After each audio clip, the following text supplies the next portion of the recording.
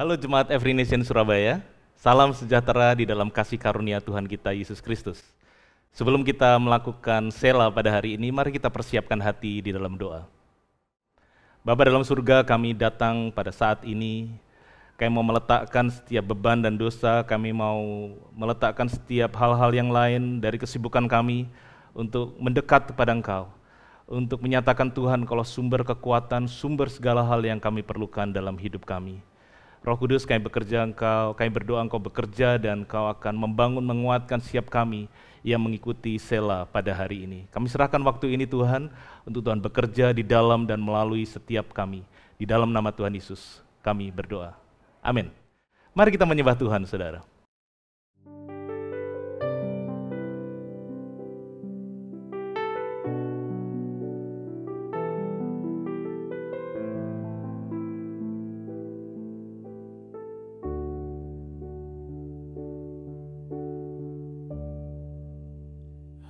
Hanya dekat Allahku, rasa tenang hatiku, Kau sertai jalanku sepanjang hidupku.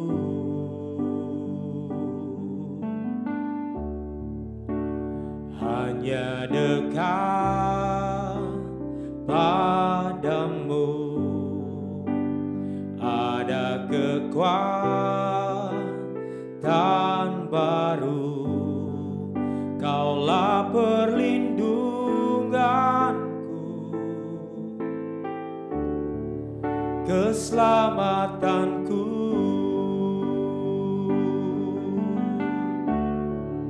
Ku ingin selalu bersekutu denganmu, menikmati hadiratmu, biarkan rohmu tinggal dalam hidupku, sungguh indah bersamamu selamanya.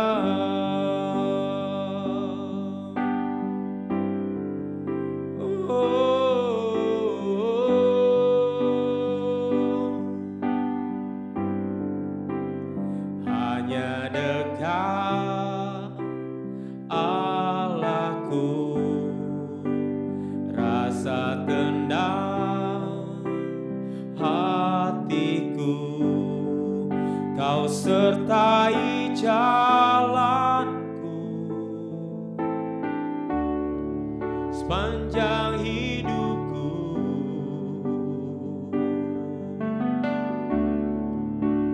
Hanya dekat padamu ada kekuatan baru, Kaulah perlindunganku, keselamatanku.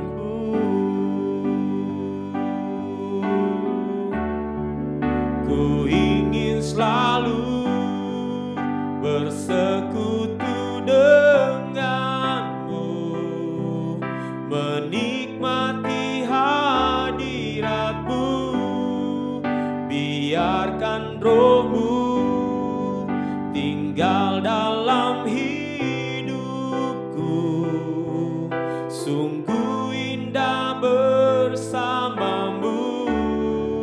Ku ingin selalu bersekutu denganmu, menikmati hadiratmu, biarkan rohmu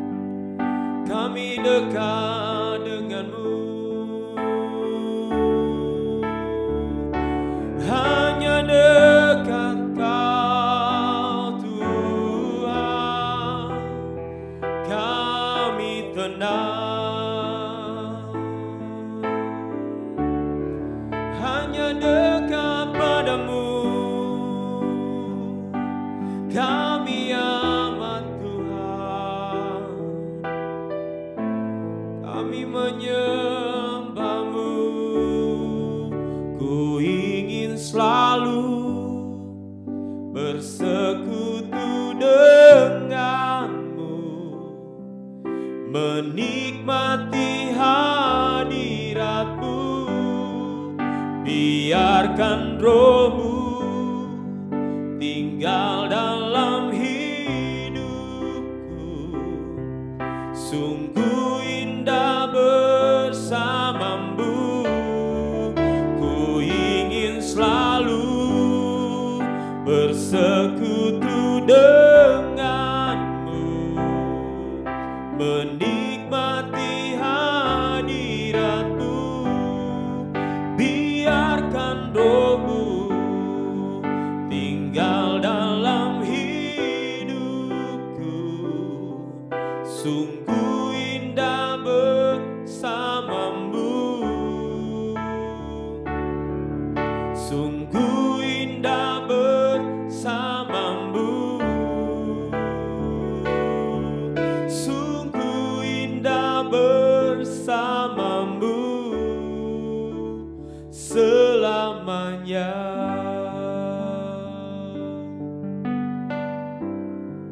Selama-lamanya.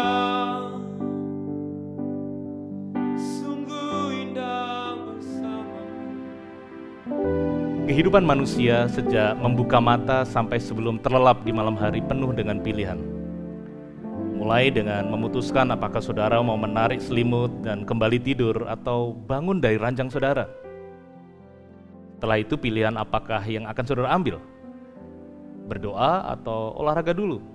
Membaca Alkitab dan saat teduh atau mengecek WA dulu? Kalau saya, membuat kopi hitam setelah bangun tidur adalah pilihan terbaik untuk menjadi teman membaca Alkitab dan saat teduh saya. Dalam hal ini berlaku satu hukum, yaitu jika kita memiliki kebebasan untuk memilih apa yang hendak kita lakukan, tetapi kita tidak memiliki kebebasan untuk menentukan akibatnya. Sebagai contoh, kita bebas memilih untuk makan apa saja dan hidup tanpa peduli dengan kesehatan tubuh kita. Itu kebebasan saudara, itu hak asasi saudara. Namun kita tidak bisa memilih akibatnya. Kemungkinan besar kita akan terserang berbagai jenis sakit penyakit. Bagi yang masih sekolah, kalian bisa bebas memilih untuk bermain game semalaman, tidak belajar walaupun besok ada ujian di mana saudara belum menguasai materinya. Itu kebebasan memilih kalian. Tetapi hasil ujiannya, kalian tidak bisa memilihnya. Oleh karenanya, apa yang saudara alami saat ini sebenarnya adalah produk dari pilihan yang saudara buat pada waktu yang lalu. Dan apa yang Anda pilih atau lakukan saat ini akan berakibat pada masa depan saudara. Saya ada di sini berbicara dengan saudara adalah akibat dari pilihan-pilihan yang saya telah buat di masa lalu. Saya memilih untuk percaya kepada Tuhan Yesus di usia 19 tahun.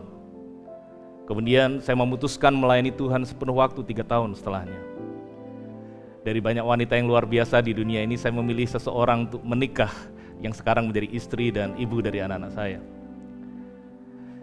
Menurut saya salah satu hadiah terbesar yang Tuhan berikan kepada manusia adalah kehendak bebas. Sejak di Taman Eden, Tuhan memberikan kebebasan untuk memilih. Itulah mengapa Adam dan Hawa bisa memilih memakan buah dari pohon pengetahuan yang baik dan yang jahat yang ada di tengah Taman Eden. Itulah mengapa Nuh tetap hidup benar di tengah angkatan yang begitu jahat. Itu adalah pilihannya. Itulah mengapa Sadrak, Misah, dan Abednego memilih untuk tidak menyembah patung yang didirikan Nebukadnezar dengan resiko mereka dibuang ke perapian yang menyala-nyala. Bapak Ibu Saudara, dengan begitu banyaknya pilihan yang kita harus ambil, bagaimana caranya supaya kita bisa membuat pilihan yang benar? Bagaimana caranya supaya kita terhindar dari membuat blunder yang berakibat fatal? Beberapa waktu yang lalu ada yang bertanya kepada saya, bagaimana sih caranya kita bisa membuat keputusan yang benar dari banyak pilihan yang kita harus ambil? Bagaimana jika nanti keputusan tersebut salah? Ini tentu saja berbicara tentang keputusan yang sama-sama baik, bukan berdosa. Kalau dosa tentu saja tidak kita ambil. Mana yang kita perlu ambil yang itu adalah kehendak Tuhan. Saya bersyukur firman Tuhan penuh dengan petunjuk dan kisah-kisah yang begitu kaya untuk kita bisa pelajari supaya kita tidak membuat pilihan hidup yang bodoh. Salah satunya yang akan kita pelajari hari ini adalah Filipi 1 ayat 9-11. Filipi 1 ayat 9-11. Demikian firman Tuhan.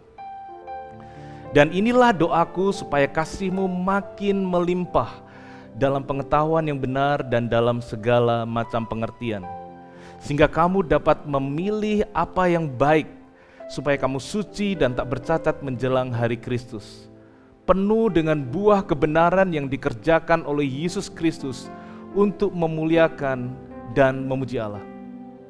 Saudara, untuk memberikan pengertian dari sisi yang lain, saya akan membacakan dari Alkitab Bahasa Indonesia terjemahan sehari-hari. Ya, dari Alkitab Bahasa Indonesia terjemahan sehari-hari, Filipi 1 ayat 9-11. Inilah doa saya untuk kalian, supaya kalian semakin mengasihi Allah dan sesama dan terus bertambah dalam pengetahuan yang benar dan pandangan yang bijaksana. Dengan demikian kalian tahu memilih apa yang terbaik, dan hidupmu akan bersih dari celah atau tuduhan apapun juga pada hari Kristus datang kembali. Ayat 11, hidupmu akan melimpah dengan perbuatan yang sungguh-sungguh baik, yang hanya dapat dihasilkan oleh Yesus Kristus sendiri, maka Allah akan dimuliakan dan dipuji-puji. Dari 3 ayat ini kita belajar beberapa kebenaran yang sangat penting berkenaan dengan pilihan hidup kita. Yang pertama-tama, untuk membuat pilihan yang terbaik, maka sesuai dengan Filipi 1 ayat 9, kita harus memiliki kasih yang semakin melimpah dalam pengetahuan dan kebenaran. Inilah yang menjadi patokan atau standar dalam hidup kita di dalam membuat pilihan. Yang pertama, kita harus memiliki kasih. Segala pilihan yang kita lakukan harus dengan motivasi kasih, yaitu kasih kepada Allah dan juga kasih kepada sesama. 1 Korintus 13 mengingatkan kita bahwa semua tindakan kebaikan kita adalah tidak berguna jika tanpa kasih. Motivasi kita di dalam melakukan tindakan kasih itu lebih penting ketimbang tindakan kasih itu sendiri. Apakah dasar atau keputusan saudara didasarkan oleh kasih? Apakah pilihan yang akan saudara ambil adalah karena saudara mengasihi Tuhan, dan apakah pilihan tersebut akan menghormati Dia? Apakah keputusan itu semata-mata untuk kepentingan diri saudara sendiri, ataukah saudara juga memikirkan dampaknya terhadap orang-orang yang saudara kasihi? Saudara, manusia melihat tindakan kebaikan kita, namun hanya Tuhan yang tahu apa yang mendasari apa yang kita lakukan. Dan yang diperhitungkan Tuhan adalah apa yang ada di dalam hati kita. Saya tidak pernah lupa pengalaman ditegur oleh pemimpin saya sewaktu dulu saya masih baru di dalam Tuhan. Waktu itu saya ada gesekan, ada konflik dengan salah satu jemaat. Saya merasa benar dan saya pikir dia salah, dan karenanya saya mencari pembelaan dari pemimpin saya. Setelah mendengarkan apa yang terjadi, pemimpin saya tersebut berkata demikian. Ya, posisimu benar. Engkau benar, tapi sikap hatimu di dalam menghadapi masalah itu tidak benar. Hatimu pahit dan marah, dan itu tidak benar di hadapan Tuhan. Baik, kita lanjutkan saudara.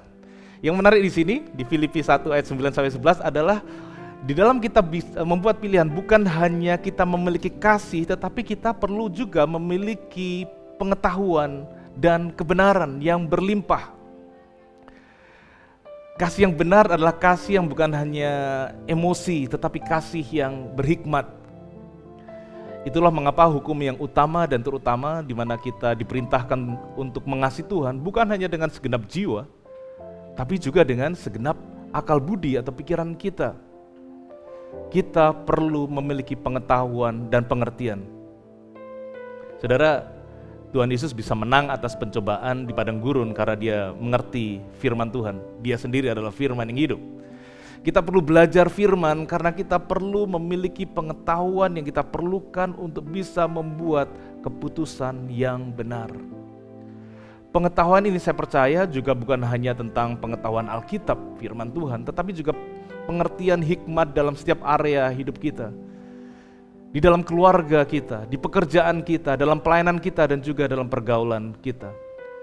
Kasih tanpa pengertian yang benar akan berakibat tidak baik. Contohnya, kasih orang tua yang sangat besar akan justru membahayakan masa depan anaknya jika tidak disertai dengan pengertian tentang pentingnya didikan dan disiplin. Kasih dan kebenaran adalah seperti dua sisi mata uang yang kita perlukan di dalam membuat keputusan yang terbaik. Jika dua hal tersebut telah kita miliki, maka kita memiliki syarat dasar untuk bisa membuat keputusan yang benar dan terbaik. Namun pilihan yang terbaik itu, saudara, bukanlah tujuan akhirnya. Di ayat 10 dikatakan bahwa tujuan kita membuat keputusan yang terbaik adalah supaya kita suci dan tak bercacat menjelang hari Kristus. Hal ini bukan berarti kita bisa mendapatkan kesucian kekudusan hidup kita dengan usaha kita sendiri, bukan, saudara. Kesucian dan kekudusan kita hanya kita bisa dapat dari darah anak domba yang menyucikan kita. Pengertian suci dan tak bercacat di sini adalah di saat kita memilih yang benar, maka kita terhindar dari kecemaran dan dosa dunia ini. Sama seperti anak kita yang kita kasih bisa saja bermain di tanah dan akhirnya badannya penuh dengan debu dan kotoran.